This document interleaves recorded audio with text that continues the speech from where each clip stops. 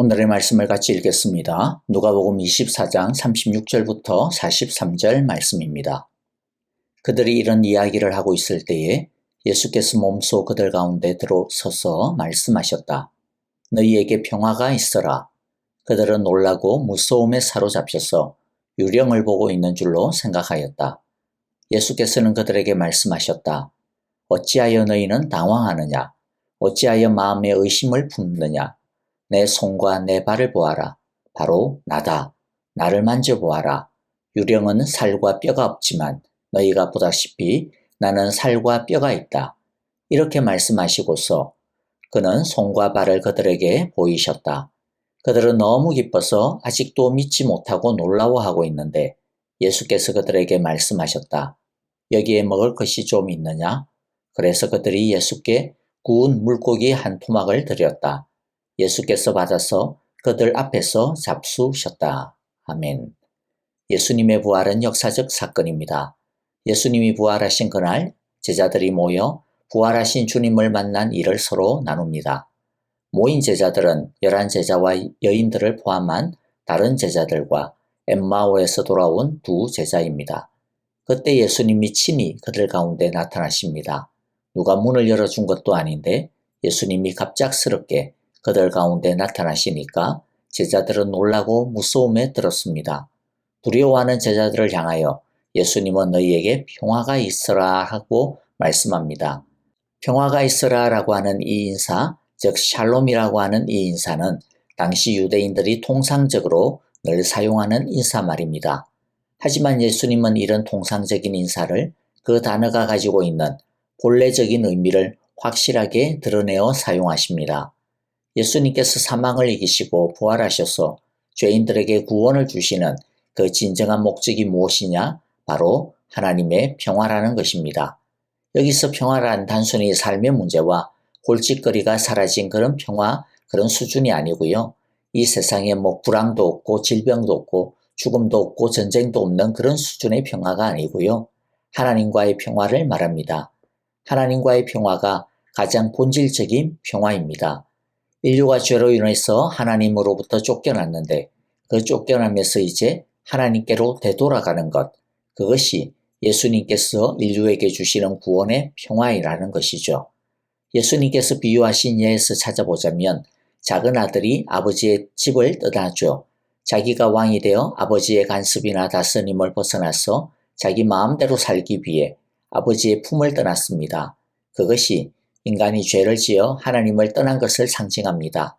다른 것이 있다면 당자의 비유에서는 단순히 작은 아들이 자기의 의지대로 아버지를 떠난 것으로만 나오지만 그러나 창세기 3장에서 보여주는 인간의 범죄와 하나님의 심판의 장면에서 보면 인간은 자기 의지로 하나님처럼 되고 싶어서 하나님의 다스림을 거부하고 하나님을 떠나기로 결심하고 선악과를 따먹습니다.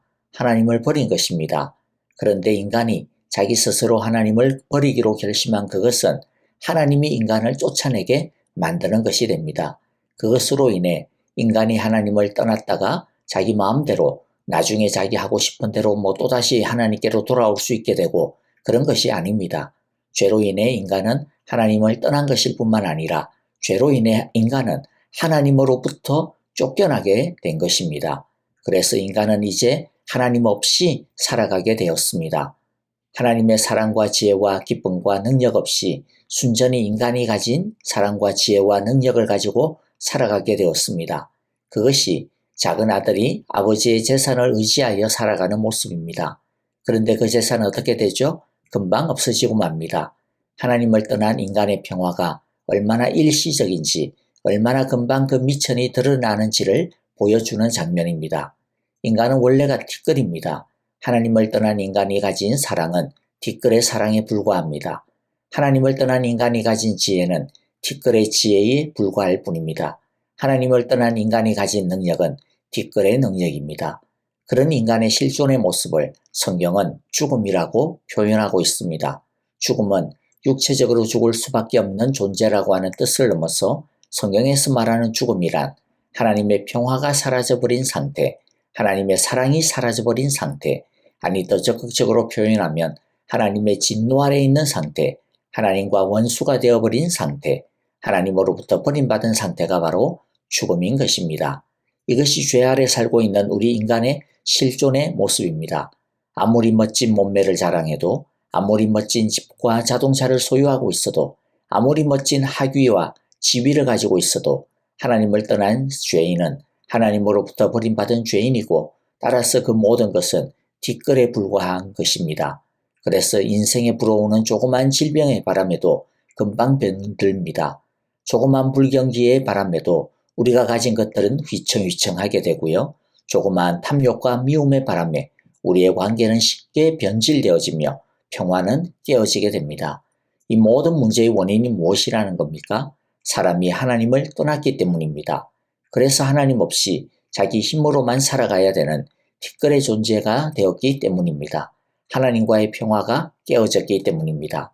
그래서 예수님이 오셔서 우리에게 주시려고 하시는 구원은 하나님을 떠난 우리를 다시 하나님의 품으로 되돌려 놓겠다라는 것입니다.